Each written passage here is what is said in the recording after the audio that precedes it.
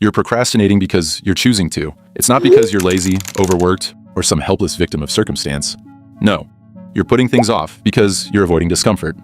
But lucky for you, stopping procrastination is surprisingly simple. You just don't want to hear it because the truth isn't comfortable. But if you're serious about getting out of your own way, this is going to change your life. First, let's call procrastination what it really is: avoidance. You're dodging something, be it fear, boredom, or effort.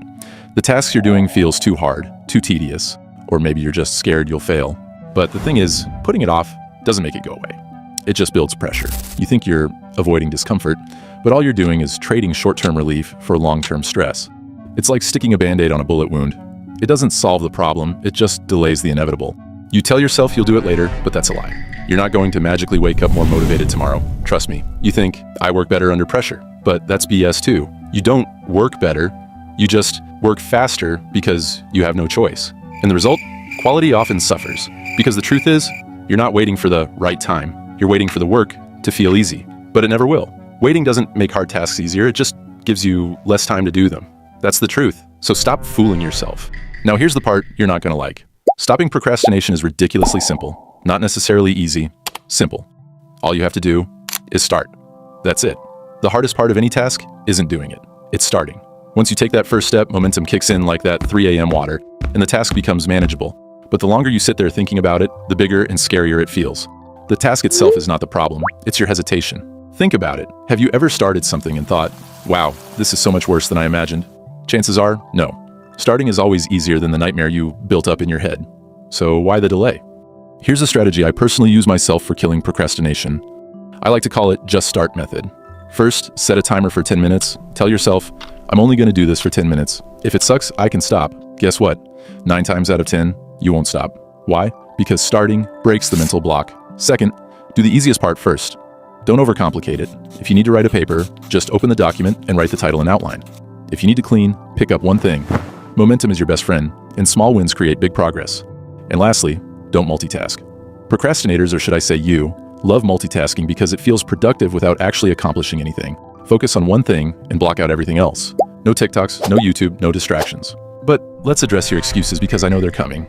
I don't have time. No, you do. You're just wasting it scrolling on your phone or binge watching Netflix. Everyone has the same 24 hours. It's about how you use them. I don't feel motivated.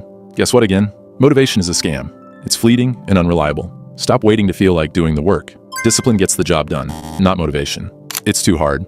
Sure, some tasks are tough, but avoiding them doesn't make them easier. Start small, break it into steps, and stop whining about it.